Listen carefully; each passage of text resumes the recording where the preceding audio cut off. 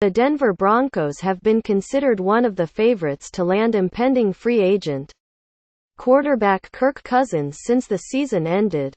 But a press conference by general manager John Elway at the NFL Combine gave reason to pump the brakes on that assumption. The Broncos being interested in Cousins has seemed like common sense from the start. Last season, they rotated through three players: Trevor Seaman, Paxton Lynch and Brock Osweiler at quarterback, who collectively finished with 19 touchdowns and 22 interceptions. The team's struggling pass attack and propensity for turnovers spoiled another good year for the defense. So it'd make sense for Denver, the same team that signed Peyton Manning to a 5-year, $96 million deal in Elway's second season as GM, to want to sign Cousins, a quarterback who has a career passer rating of 93.7 and a Pro Bowl under his belt in 3 seasons as Washington starter. Here are the hints Elway gave Wednesday that suggested the Broncos might not be all in on Cousins. The Broncos aren't clearing much cap space. Elway wouldn't definitively say if the Broncos intend to bring Aqib Talib or C.J. Anderson back in 2018. "We'll see," Elway said. "We're looking at every option that we can and where our football team is. I'm not saying they'll be back for sure. But I'm not going to say they are gone."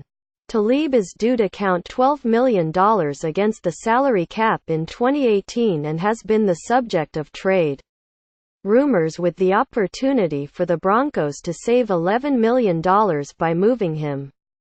Anderson probably won't be traded, but could be cut soon, with $4.5 million in savings headed to the Broncos if they pull the trigger.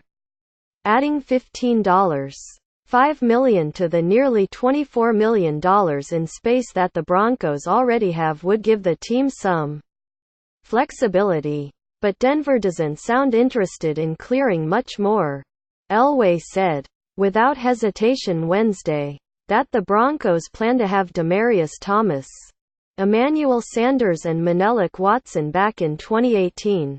Thomas and Sanders carry the second and fourth biggest cap hits on the team next year.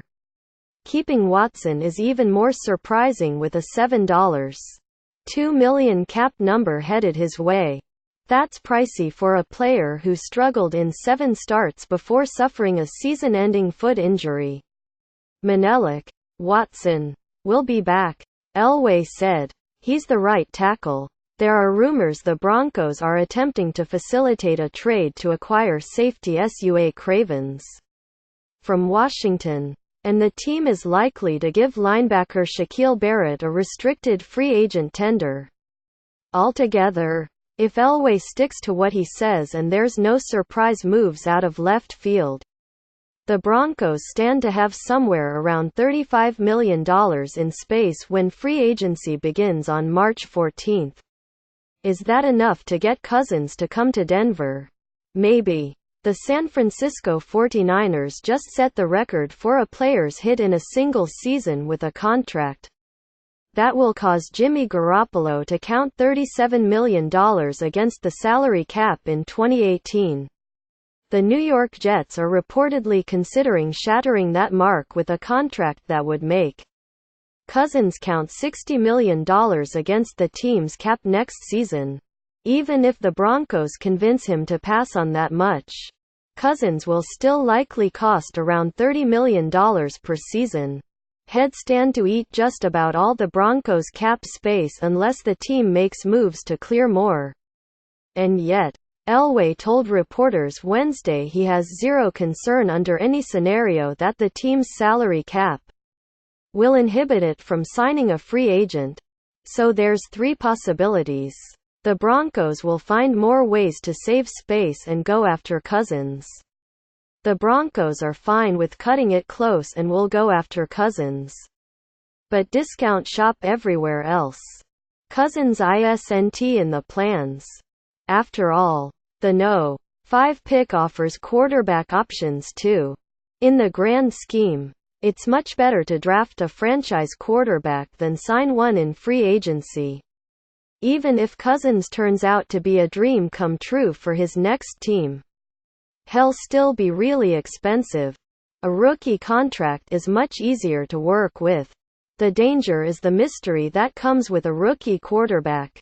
Drafting Paxton Lynch and Brock Osweiler didn't work out so well for the Broncos, and signing Cousins, at least on the surface, appears to be a much safer route.